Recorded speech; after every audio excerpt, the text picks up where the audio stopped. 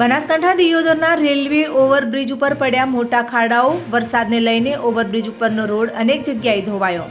ફક્ત 2 વર્ષ પહેલા જ બનેલ નવીન ઓવરબ્રિજ ઉપર સામાન્ય વરસાદમાં જ ખાડાઓ પડ્યા તો ઓવરબ્રિજ ઉપર પડેલ ખાડાઓના કારણે અકસ્માતની ભીતિ. ઓવરબ્રિજનો રોડ ધોવાઈ જતા અને ખાડાઓ પડી જતા સ્થાનિકોએ ભ્રષ્ટાચારના કર્યા આક્ષેપ.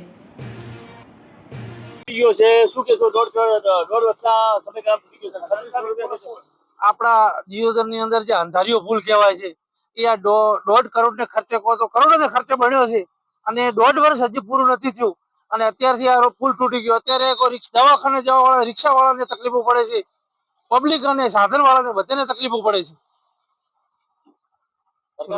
સરકારમાં એવું કહેવા માંગે કે સરકાર શું કરે છે એ જ ખબર નથી.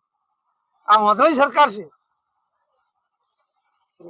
તો ખેડૂતોને થાય ને, જે હેડવા વાળાને છે, એમ સાધન વાળા છે, આટલું લોડિંગ ભરેલું હોય એમ નુકસાન થાય. ગાડીના ખાડા ટાયર પડે કરે, નાના વાહનો છે, બાઇક છે, એક્ટિવા છે, લપસી જાય. ખાડા પડ્યા છે ઉપર મોટા.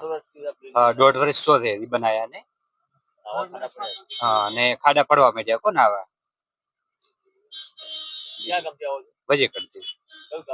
વજેકર તાલુકો લાખણી તાલુકો. ખૂબ મુશ્કેલી પડે છે કોને, ખૂબ મુશ્કેલી. 1.5 વર્ષ થયો છે એક પુલ બનાયા. લાલજીભાઈ ઠાકોર વજેકર. ખરાબ થઈ ગયા. મેં વચમાં એક ફોટો શેર કર્યો હતો, કોઈ તંત્ર હજી કઈ કર્યું નથી. આ પુલની એવી દશા છે કે આ ગણ્યા તારા મારા અંદાજ એવું લાગે છે આ પુલ ઘણો ટકશે નહીં. ખાડા હવે આ પીડા તમે જોઈ શકો, તમારી નજરે જ છે. આ કેવું લાગે તમે જુઓ. એટલે આ પુલ ઘણો ટકવાનો નથી આપણે અહીંયા, કેમ કે આવા ખાડા પડી જાય. આવા પુલ જુઓ, ખાલી કોઈ હાનિકારક થાય કોણ તંત્ર જવાબદાર છે? કોઈ ગરીબ માણસ છે, કોઈને કોઈ તકલીફ થાય અને અમારા સાધન અવર જવર થતા હોય, ભૂઆફૂ થતા હોય છે, કોઈ બી એક્સિડન્ટ થાય તો કોણ જવાબદાર છે આનું? સરકારને એટલી કહેવા માંગે છે જે હોય આની કાર્યવાહી કરે અને સારું કરાવી દે એટલે અમે વિનંતી કરીએ સરકારને. સંજયભાઈ, દિયોદર.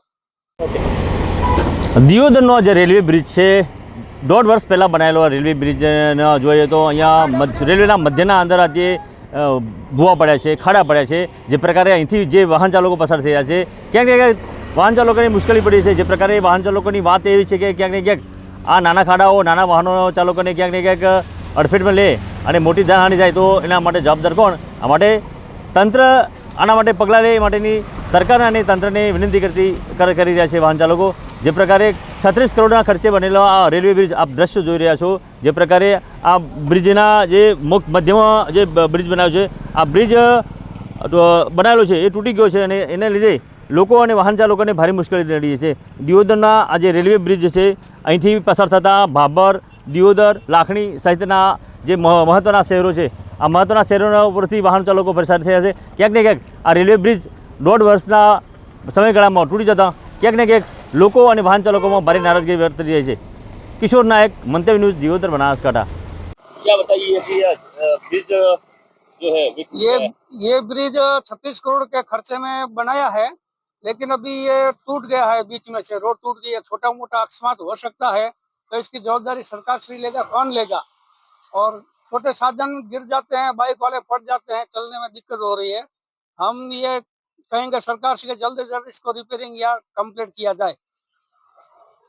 क्या आपका सुझाव? गजेंद्रपुरी।